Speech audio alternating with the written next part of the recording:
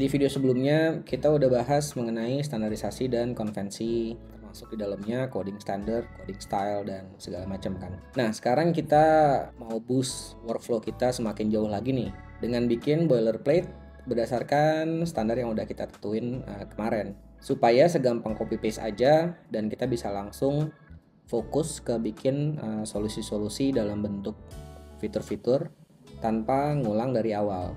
Ingat, mantra kerja utama kita adalah copy, paste, find in folder, replace. Link boilerplate-nya bakalan gue kasih di deskripsi, jadi feel free buat contribute. Untuk konteks tim beneran pun, kita harus terapkan internal open source culture yang serupa. Dengan begitu, semua orang bebas dan berhak berkontribusi dengan ngupdate boilerplate yang sudah ada, atau bahkan bikin boilerplate baru. Culture seperti ini akan juga membantu meningkatkan confidence level mereka karena mereka dikasih kebebasan untuk bersuara dalam hal ini kontribusinya tadi. Langkah pertamanya kita install dulu si Next.js-nya. Ini ya kita copy. Sambil kita install sekalian juga gue bakal dokumentasiin step by stepnya di repository guide kita kemarin. Nah ini kan kalau kita run, ini dia bakal nginstall yang latest, which is sekarang tuh 15 harusnya. Kita bakalan nginstallnya yang 14 dulu, karena saat ini Next.js 15 itu masih dependent ke React 19. Nah tapi React 19-nya ini tuh masih di hold karena ada kasus suspense kemarin. Dan gue merasa belum cukup stabil gitu, jadi gue belum mau pakai Next 15 dulu. Nah kita jadinya install yang 14 aja. Mau pakai TypeScript apa enggak? Mau pakai ESLint? Mau pakai Tailwind? Enggak. App router yes. Import alias yes. Ya. Udah. Instalasi tadi ini menggunakan npm kan ya, makanya ada si package log ini. Nah sedangkan kita bakalan pakai pnpm. Jadi kita bakalan remove si package lognya supaya bisa keganti ke pnpm log. Nah, kita remove dulu si package json lognya, sekalian dia remove node modulesnya biar kita install ulang ya. Jadi pnpm install. Setelah ini kita modifikasi si dev dependencies-nya supaya auto formattingnya jalan. Nah, gue kebiasaan pakai Airbnb on top of si ESLint-nya. Si Airbnb ini kan nanti perlu package ESLint yang lain supaya bisa jalan. Nah, itu nggak melulu sesuai versinya dengan yang latest. Jadi kita perlu cek dulu peer dependencies-nya supaya kita bisa install yang sesuai dengan si ESLint config Airbnb yang kita mau. Si ESLint-nya kita pakai yang 8. Kita belum bisa pakai yang ESLint 9 untuk isu yang sama dengan React 19. Jadi si ESLint 9 ini udah pakai React 19 juga gitu. Jadi kita sementara pakai yang 8 dulu. Nanti kalau misalnya udah stabil baru kita upgrade ke 9.15. Setelah ini karena tadi kita pakai TypeScript, jadi kita perlu juga install si ESLint plugin Airbnb untuk TypeScript. Sekarang supaya jalan kita perlu tambahin sesuatu di sini. Nah, ini harusnya udah ya, harusnya si auto formattingnya udah jalan. Coba kita reload dulu. Coba kita tes. Nah udah ya, udah jalan. Jadi kita misalkan tambahin semicolon, begitu di save dia bakal nge-remove. Oke, udah. Cek juga di sini di layout nih banyak tuh. Udah. Setelah dev dependencies dan formattingnya sudah jalan, nextnya kita general dependencies. Nah harusnya ini dulu ya, tapi nggak apa-apa lah. Pertama kita perlu folder build. Di sini gue bakalan ngasih overview-nya aja. Untuk detailnya nanti bisa dicek di reponya. Satu itu dia ngambil necessary values seperti tag terbaru, substitution, variables. Ini yang kita set di cloud build. Tab 2-nya ngeset credential ke cluster, ngasih tahu gitu bahwa si buildernya ini mau nge-build untuk cluster mana. Ketiganya nge-assign build color. nge-replace values yang kita dapetin di nomor 1 ini ke file-file konfigurasinya si Istio dan si Kubernetes. Nomor 5-nya docker build, lalu habis ini nomor 6-nya nge-push image ke artifact registry. Nomor 7-nya apply si konfigurasi Istio-nya. Nomor 8 apply konfigurasi Kubernetes-nya. Ini basically kalau belum ada dia dibikin, kalau udah ada dia diupdate aja. Nah ini kalau udah selesai deployment-nya, nanti dia bakal ngecek ada image lamanya apa enggak yang lagi jalan. Kalau ada, maka akan di-replace sama yang baru ini. Nah ini berhubungan erat sama si build color yang tadi kita omongin di step 3. Gue akan bikin file buat si Istio-nya. Kalau ini tuh isinya adalah virtual service sama destination role. Satu lagi itu, jadi kalau misalkan si project ini perlu ingress gateway, kita perlu punya manifest untuk gateway-nya. Nah, terakhir di config ini ada file, aku bilangnya Kubernetes aja biar sesuai dengan isinya. Nah ini tuh deployment, manifest, dan service. Oke, ini udah sekarang docker filesnya. Kalau kita lihat ini, kan kita kemarin nentuinnya kalau si docker file ini kan dia multi stage ya. Jadi kita ikutin yang ini nih. Pertama kita bikin base-nya. Mesinnya kan run-nya on top of Node.js kan. Jadi gue bakalan pakai Alpine aja as base as deps. Kebetulan nggak ada yang perlu kita install sebagai base dependencies, jadi kita langsung aja ke sini. Nah, project dependencies itu kita kan perlu pnpm tadi kan sama nodemon supaya kalau ada changes dia nge-restart si servernya otomatis, ya kayak watcher gitulah. Baru habis itu kita install lah. pnpm install ini kan dia bakalan install dependencies terus ditaruh di node modules folder kan, biasalah. Setelah di build di sini kita copy nih from deps, itu artinya dari kontainer yang inilah. Baru kita copy si folder projectnya gitu. Jadi ini tuh artinya copy semua yang ada di host atau di luar ke dalam kontainer. Habis itu gue expose 3000 untuk portnya di dalam, lalu run. Kita bikin yang buat productionnya sekalian, docker file. Ini gue copy aja ya dari yang udah gue punya. Devnya udah. Cut abis ini docker compose services, apa ini, boiler next, image-nya boiler net, build-nya context, terus docker file-nya kita kasih tahu ada di dalam docker file /file.dev, filenya .env, values itu kita punya dalam kan kita tadi bikin app kan, ports tadi berapa, keluar 3000, ke dalam 3000, networks buka default, kita buka sama cobain ya jalan apa enggak nih docker files. Oke, sorry, docker files kita coba lagi. Kayaknya tadi gua bikinnya S-nya huruf kecil ya, betul. Oh, sorry.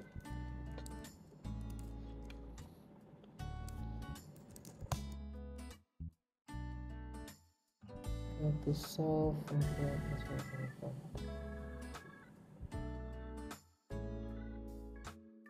declare external. Nah, oke, ini karena si bridge networknya belum kita bikin network. Cannot find module at pnpm.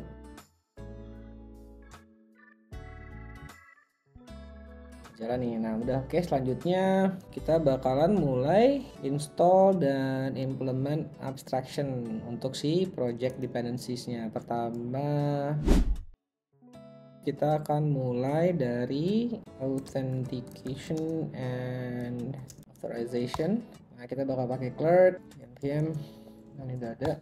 Terus kita bikin file Ini basically onboarding route. Setelah sign up dan sign in, dia bakal ngecek untuk beberapa parameter. Kalau misalnya masih false atau belum, dia bakal diarahin ke onboarding.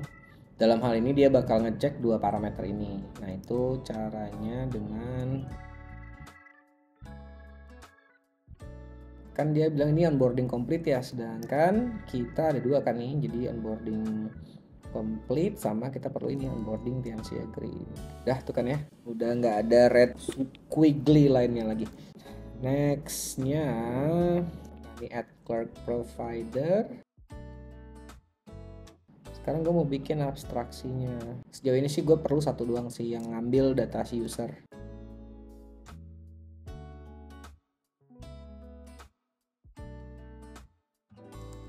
Kita bikin function buat ambil user. Gue mau returnnya dia dua, result yaitu user sama error. Kalau resultnya no, errornya kalau ketemu kayaknya cukup sih. Setelah si adapter auth-nya selesai, habis ini kita bikin interface-nya.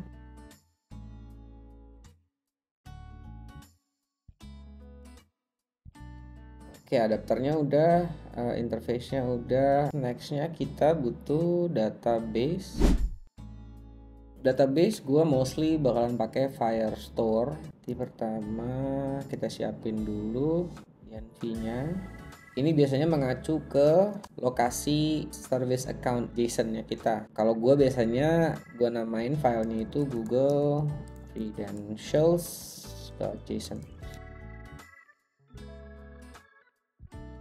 Ini maksudnya misalnya nih di insert pertama kita punya key yang namanya address misalnya gitu, terus kita isi, terus habis itu insert yang kedua kita addressnya undefined, kita nggak isi, string kosong pun enggak gitu. Nah dia bakalan di ignore dan tetap akan bisa ke insert kalau misalkan nggak kita set si ignore undefined properties ini. Kalau salah satu row-nya ada field address tadi, yang nggak ada field address-nya dia nggak mau ke insert. Oke, kliennya udah kita bikin. Next-nya Firestore document.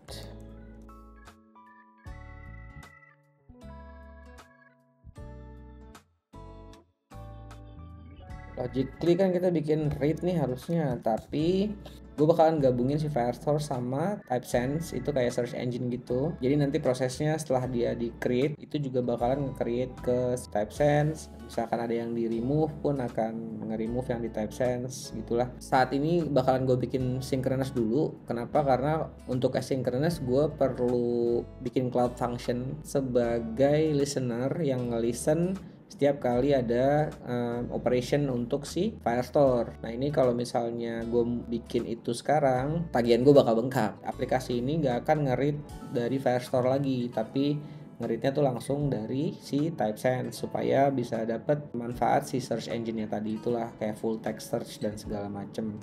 Delete kita nggak bisa pakai karena ini reserve word, jadi bikinnya remove aja.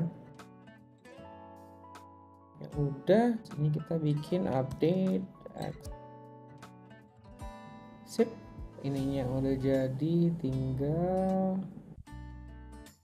adapternya untuk Firestore udah. Sekarang kita bikin interface-nya biar inline. Sekarang kita install si TypeSense yang tadi gue bilang, dash client yes.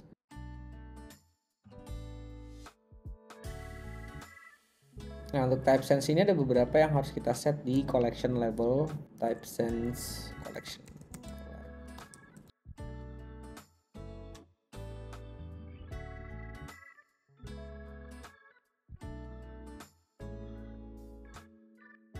On some occasion kita perlu ngecek apakah itu exist atau enggak.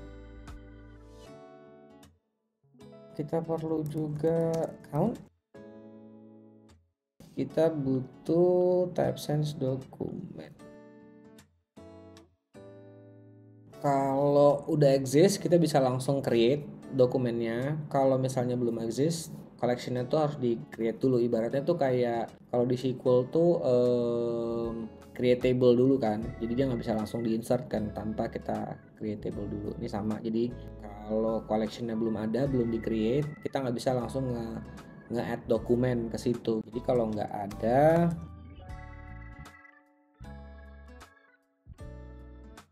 nah read ini ngambil dua parameter, which is next step. Kita perlu juga read by ID, update ya sekarang. Terakhir remove export accounts document. Jadi yang tadi gue bilang, tiap kali selesai create harus juga nge-create di TypeSense biar sinkron tuh antara TypeSense dan si Firestore-nya.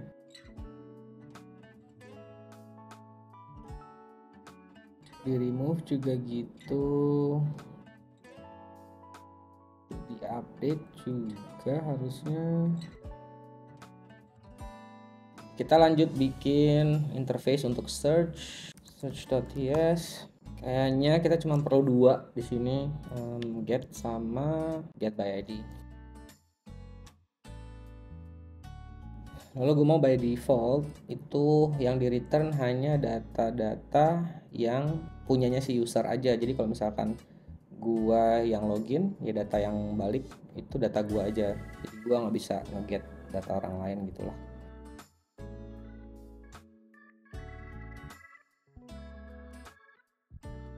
Habis ini export get by ID. Kita sering juga pakai storage. Oke, habis ini nah kita bakalan pakai assign URL. Jadi kita kalau mau ngebaca tuh nggak ngebaca langsung dari bucketnya. Kalau mau ngupload file juga kita nggak ngupload langsung ke bucketnya, karena bucketnya by default kita bakalan set private. Ini kayak minta izin lah, gue mau baca file ini dong. Assign URL ini nanti ngebalikin URL yang isinya udah di authorize lah. Ya let's make 1 hari aja lah ya untuk membaca file, boleh 1 hari. Jadi kalau misalnya browsernya idle selama 1 hari penuh, besoknya dia perlu refresh supaya bisa dapat lagi, kalau enggak udah expire gitu linknya. Nah ini untuk mengatasi kalau misalnya linknya ini tuh disebar-sebar ke orang-orang, dan dalam waktu 24 jam dia bakalan expire gitu. Ini 12 jam aja deh.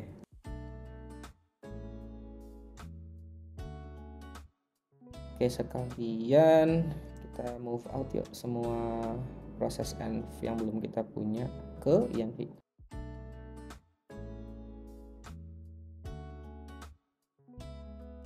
Habis itu kita export function write.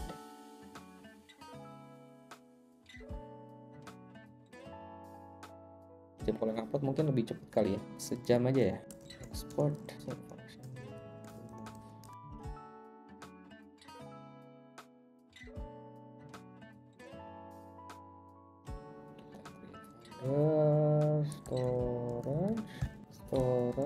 storage.ts. Oh iya, kita belum sama sekali commit ya dari tadi. Gue udah menyalahi aturan yang gue buat sendiri. Oke, ini gitnya belum ada, jadi kita git init dulu. Oke, ini harus udah ada ya, tinggal kita push deh ke atas.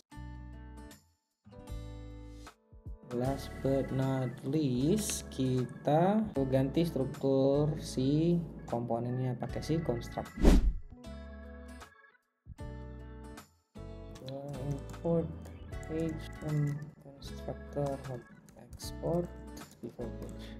X-nya kita jadiin,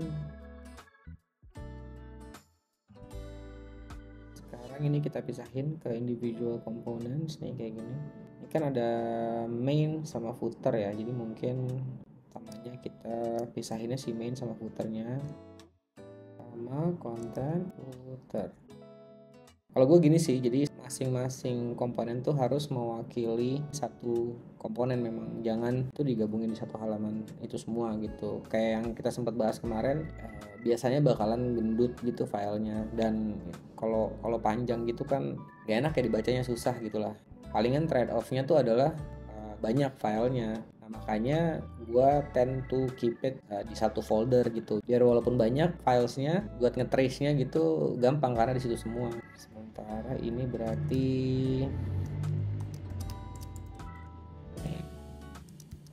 ini we can go further sih ya, jadi kayak image-nya kita bisa pisahin juga, OL-nya ini kita bisa pisahin juga sebagai content main image misalnya. Oke, sekalian deh biar kegambar gitu, parent children ininya apa, relationship-nya. Misalkan image, content main image, berarti ini doang.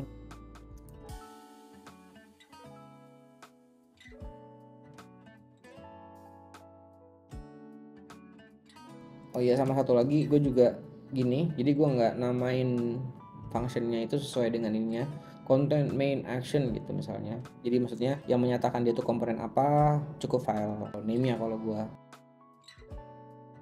kita commit dulu. Network bridge-nya hilang karena kita prune tadi.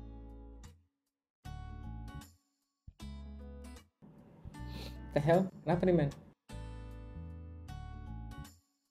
Nih stylenya kan kayak nggak jalan gini kan, itu karena kita belum masukin tuh si folder constructors. Jadi biar si Halloween-nya tahu gitu di dalam folder ini ada file kita juga. Kayaknya segini cukup ya buat kita jadiin boilerplate. Setelah ini gue akan ngerjain si Nutrition Companion app berdasarkan boilerplate ini. Nah, jangan lupa ini maksudnya ya dicek aja gitu, dilihat, di download, di clone, kalau bisa coba dijalanin di local, and then let me know. See you guys on the next one.